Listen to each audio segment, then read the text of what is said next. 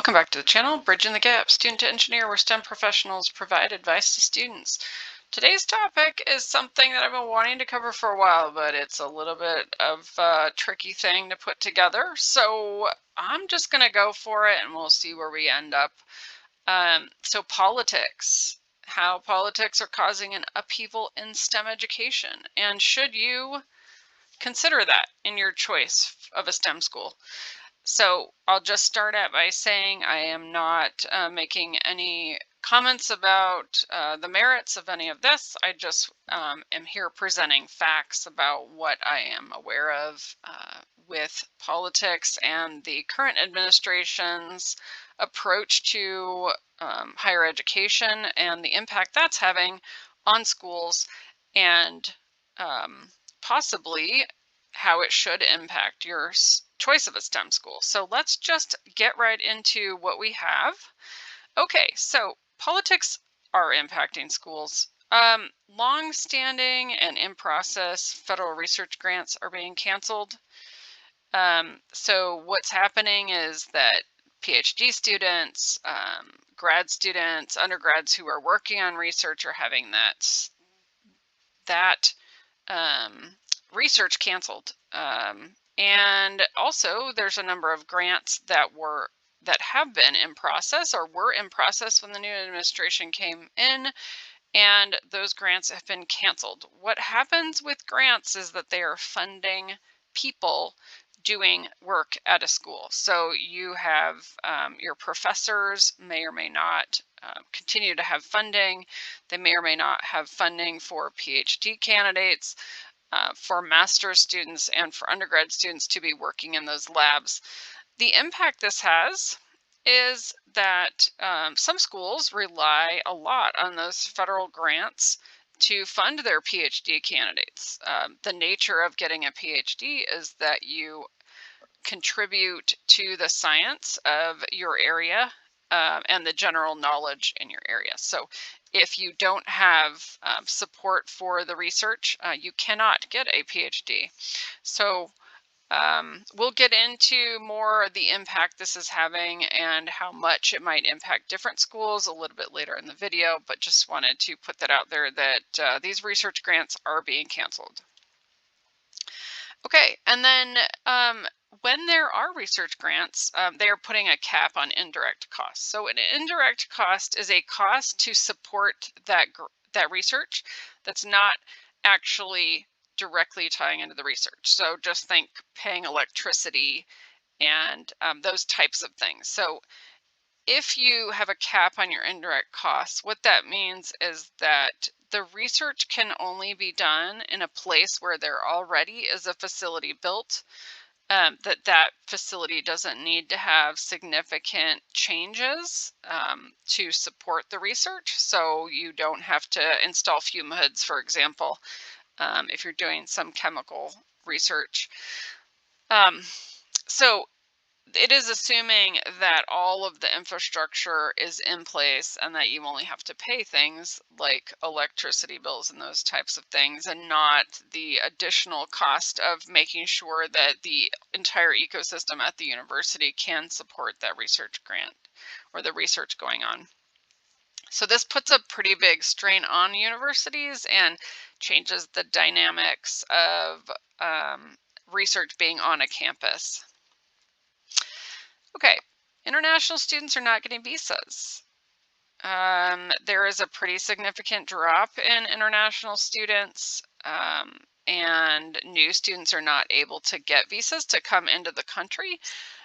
Some schools are more dependent on international students than others, and we will get into that in a little bit later in the video. But if you are at a school that has a high percent of international students and now that student population is significantly smaller, that has a huge impact on the university as a whole, the money coming into that university and everything like that. Okay, endowments are being taxed for the first time. So traditionally, schools have endowments. This is basically where people have donated money over time, and the university will not use the entirety of the gift, but they will put the gift into some sort of investment and then slowly use the money they're making on that investment annually rather than using the money at one time. That's essentially an endowment. But when they're taxed, the ability of the school to use that money is significantly cut. Just think of like, if you have to pay taxes on something, you can assume a 20% shave off of the amount of money that your income is. It's essentially that type of thing. So it does impact the university's ability to use its endowments. And again, we'll get into that in a little bit later in the video. Current administration has requested that schools sign on to what they're calling the Compact for Academic Excellence in Higher Education. This compact has some specific things that we'll go into, but essentially the administration asked 9 schools to sign on to it initially. All of the 9 have now responded. Most of them have rejected it. Some of them say that they will work with the administration on negotiating some specifics. And then the New School of Florida has said that they would be happy to be the first school to sign onto it. So there is some positive response to it from a single school in the US, but mostly concern about the administration trying to control higher education more closely. As we'll get into a little bit later, that some of these schools have already signed on to other things, and they're concerned about being requested to do even more. So the compact has several sections. All of these, we'll go through some of them, but all of them seem pretty benign when you look at the title, and then there are some details that are a little bit less benign. So equality in admissions, this requires that the schools use standardized tests for admissions and not consider race, sex, ethnicity, or anything like that in admissions. Marketplace of ideas and civil discourse. So this requires that the schools abolish units that belittle conservative ideas. Also sounds pretty decent, but I do know that there's at least one educator who is currently on leave because they presented something in a class where you would want to talk about all sorts of different angles of civil discourse. So this is a slippery slope as far as like who gets to determine if something is belittling conservative ideas and who believes that it's just general discourse and that we're having a good conversation back and forth in a debate. Okay, next, non-discrimination in faculty and administrative hiring. That's pretty straightforward. Institutional neutrality has some stipulations about employees abstaining from speech about societal and political events. I think this one's interesting because it's very similar to the requirements for federal employees who are not allowed to be political. But if you have that in a university where you're talking about current events, you can't really get away from having a discussion about it if the class is about that. And if you take away all of the discussion in universities about societal and political events that are happening now or have happened in the recent past, I think there'll be a significant shift in how we educate our students.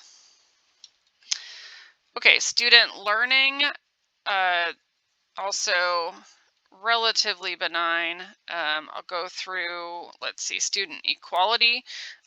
This one says you have to treat everyone the same except for women can be treated differently because that's required for women's equality. But there are some specifics about sex versus gender and other things that we've heard from the administration in other areas. Okay, financial responsibility. This one requires that schools have a 5-year tuition freeze and that if the school has endowment of over $2 million per student, they're required to provide tuition-free programs for hard sciences. Also an interesting one. I'm not sure why hard sciences are singled out as being something that needs to be free for schools with high endowments, but that is what is being presented. And then foreign entanglements, there's a cap on international students of 15%, and no more than 5% of the population can be from one country. So again, impacting schools that have more international students. Okay, so that's the compact, but if you just look at the bigger picture, and several schools have been specifically noted and challenged by the administration, and their funding has been threatened. So I just have some screenshots here from Columbia, Cornell, Penn, and Brown saying that they have reached agreement with the federal government to restore their federal research funding.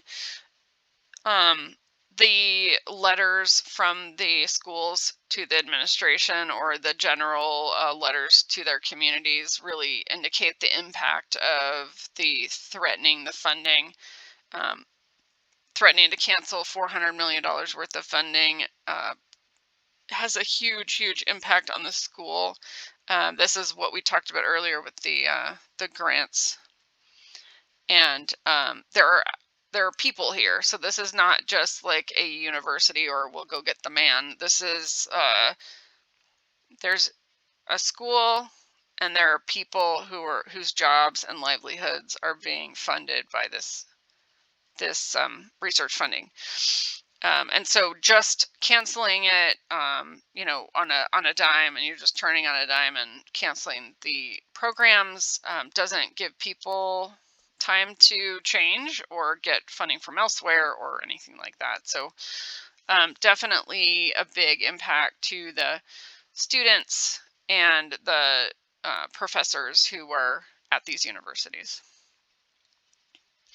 Okay, so I want to go through university funding, and just to talk about what all of these things mean to the universities. So what I've done is I've had some notional data here. It is based on data, and I will provide a link in the comments so that you can go through and read things. It is a little bit older information, but the percents here are roughly what actual schools are seeing. So if you look at university, while it is they are most nonprofit, they are a business, and so they've got to have income and they've got to have outlays. So their expenses must be less than their revenue, or they're going to be in trouble long term. So if we just look at the main revenue streams for a university, so they've got tuition. We as students and parents see that pretty closely. We know what that is. We pay it, or we get scholarships that pay it. Services, things like housing and food services and other services the school provides. The athletics are sometimes in this, but the data is showing that pretty much athletics don't make schools a whole lot of money. A lot of times they're actually in the negative, but they are a way for schools to drum up school spirit, get people to want to go there, and all those. There's other benefits, and also a lot of the donations that are related to athletics are specific to athletics, so they're not able to be used in other ways. So that is lumped in there, but also considering they're usually not a big impact. Okay, so then we've got research. We have private contracted research and government grants research. State appropriations, and this is only for public universities. Endowments is something we talked about. So this is where previous gifts, which are also another revenue streams, are put into an investment, and they've got money that's coming out of that. And then other. Often other is like the university renting out their space for conferences or other things like that, that typically are not really a significant proportion of their revenues. Okay, so when we just break those down, tuition, international, out-of-state, and in-state students, if you've got a private school, most private schools don't have a huge number of international students, but it really depends on the school. And then in-state and out-of-state are generally treated the same. So, those numbers are pretty consistent and not impacted by where your tuition comes from generally. But if you're a public university or not a large public research university, you're probably getting most of your students are in-state. You probably don't have too many international. And while you may have some out-of-state, you're not going to have a huge population of that. And then if you go over to large public research universities, the in-state tuition is less just because your in-state students pay less. And then you probably have more out-of-state students and more international students just because of how you attract students. Okay, and then research. Generally, what happens is that the large public research universities have a lot of government grants. They get them from a lot of different places. So the proportion of their revenue is a lot higher with those government grants. But other schools have them, and all the schools, or most schools, also have private contracts. This is where a company that needs to develop a technology or learn about something will go to university and say, I'd like you to do research on whatever it is.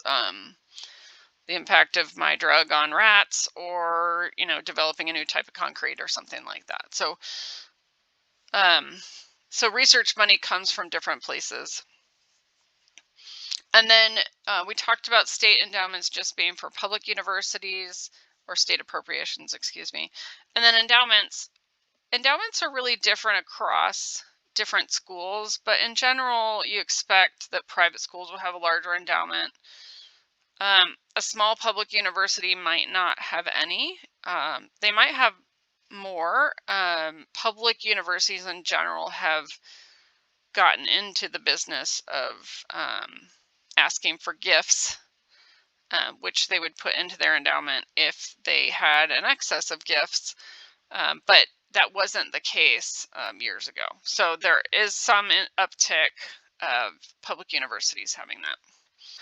So over the last several years, there have been impacts to university revenues that are important for us to consider as we start talking about the impacts of the most recent changes.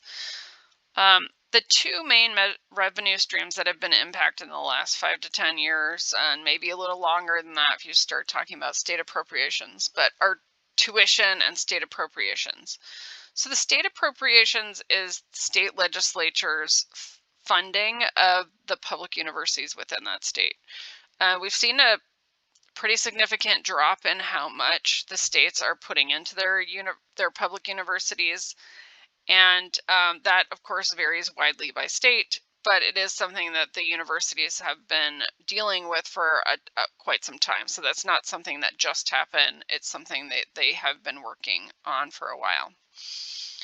The tuition impact has been much more recent and actually is ongoing, and is something that universities have been looking at or looking forward to, an issue for a couple years. So there's a couple things that are going on. One is more of a steady decline, and that is that college is no longer cheap enough that people just go for the experience. While there are some people who do that still, it used to be much more widespread that you would just kind of go to school. And, you graduate from high school, you go to college, and you have a great experience. You get a degree, and that degree may or may not serve you in your career, but you had the experience of going to college. Now, that's not really the case.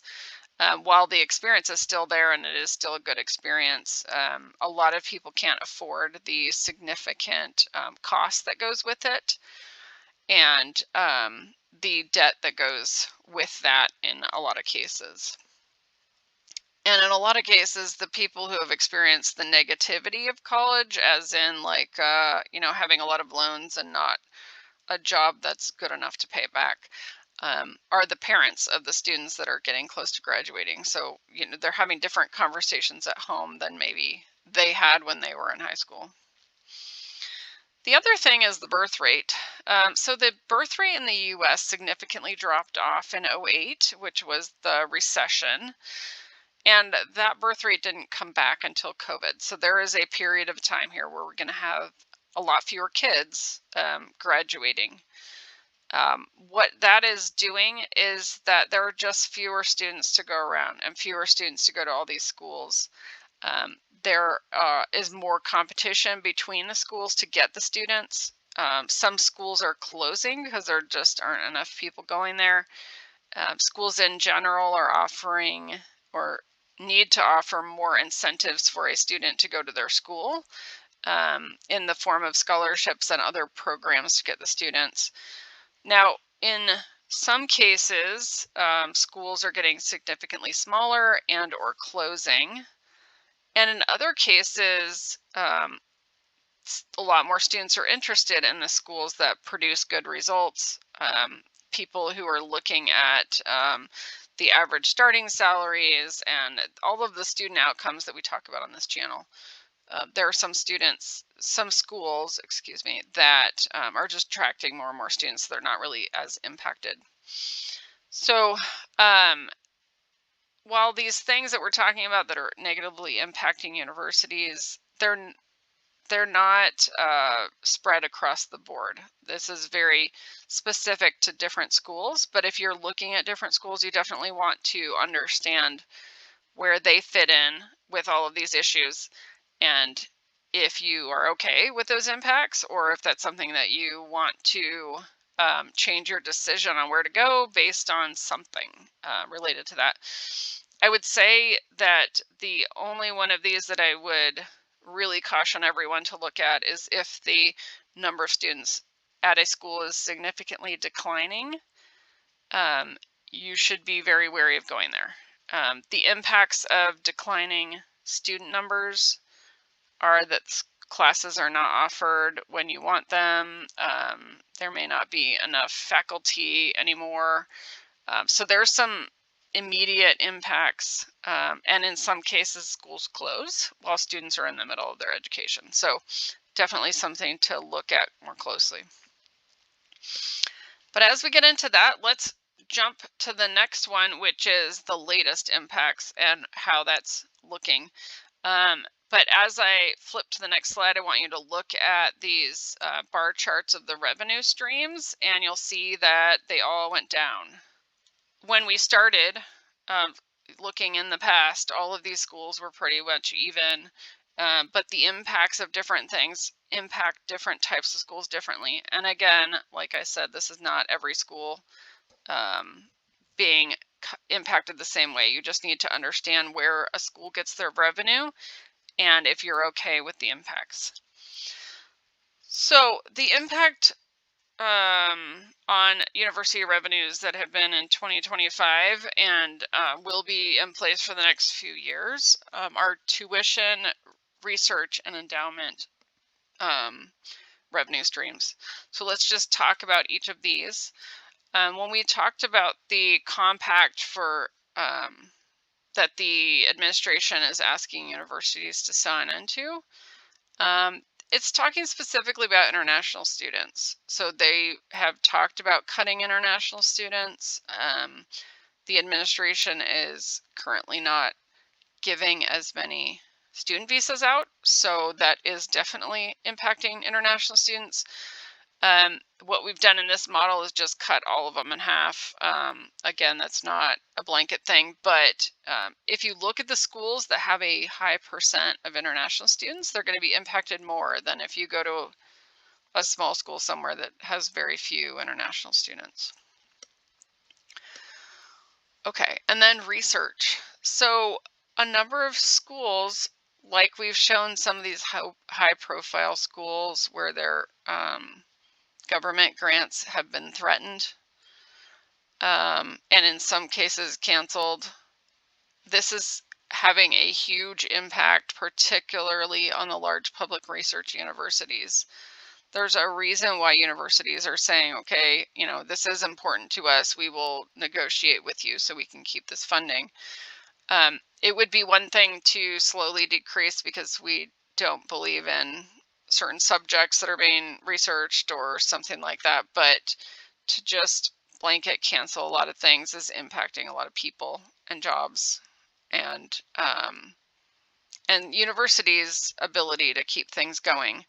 So let's just talk about different university models and education models. If you go to a small liberal arts college, your professors are going to be mainly focused on teaching and student outcomes. If you go to a large public research university, your professors are going to have their tenure tied to how many grants they bring in, how much research they're doing, how many publications they're putting out. Most of their motivators are related to research and less on student outcomes. Now, you may benefit from the research they are doing, either directly or indirectly, but the university's ability to employ professors is directly tied to the research that they have going on and the money that that research is bringing into the university.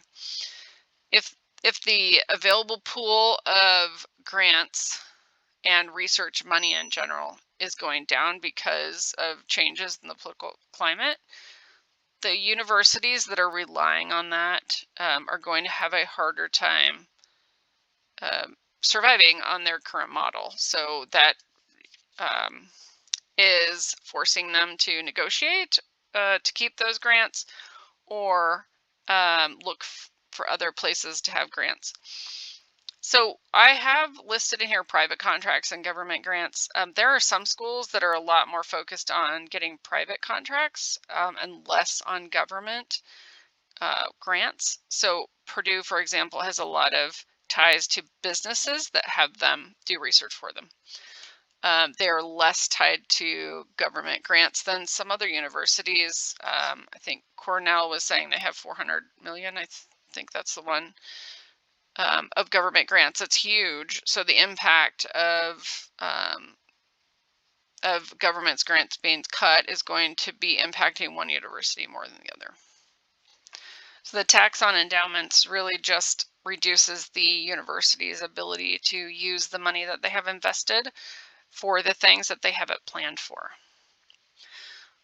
So all of these things that are happening right now are all happening at once. They're significant changes that are jolting the university industry, if you want to call it that. And the impacts that we had talked about on the previous slide are came on at a much slower rate, and were things that the higher education has adjusted to or is working to adjust to still. These other ones are coming on all at the same time when the enrollment cliff is happening. So it's more stress on the system, and understanding the impact they have on your university experience is important. So I'll tell you a few things that I've heard from students and seen from schools. I talked to a student at a University of California campus that said that they can't keep enough professors, and so the classes are not being offered. I talked to some professors at a school in Arizona, and they talked about how the university keeps canceling classes. We've seen on the news the impact of research being threatened, at least. I do know someone who's a professor who applied for a grant and went through a very long process to get the grant in, and the grant was still out when the new administration came in, and they said, we don't support this. We're just not going to do it. And so that professor's plans to hire somebody for the summer have summer income, because a lot of professors don't have year-round income like your high school teachers. Also maybe in the same boat. And so the livelihood of that professor and whoever they would have hired is diminished because of those grants not being there. So, and then I've also seen students that are looking at schools, and the schools are offering direct admission through the Common App with automatic scholarships to attract students. Um, in an effort, at least in one school's case, in an effort to regrow their student population after several years of decline.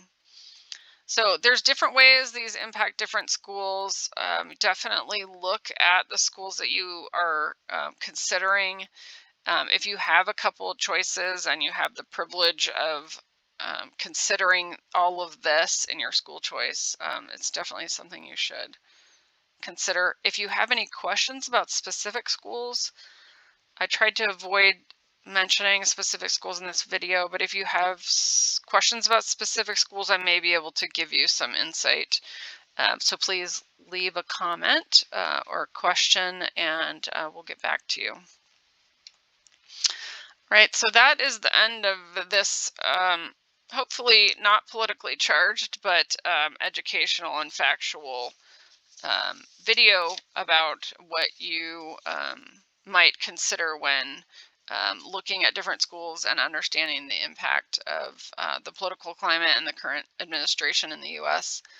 on all of those schools.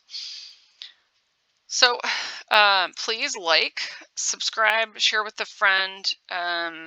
The best thing you can do for us is just to share it with another parent or student who is either looking at STEM schools or has students in school. We appreciate anything that you can do to help share, and we will see you on the next one.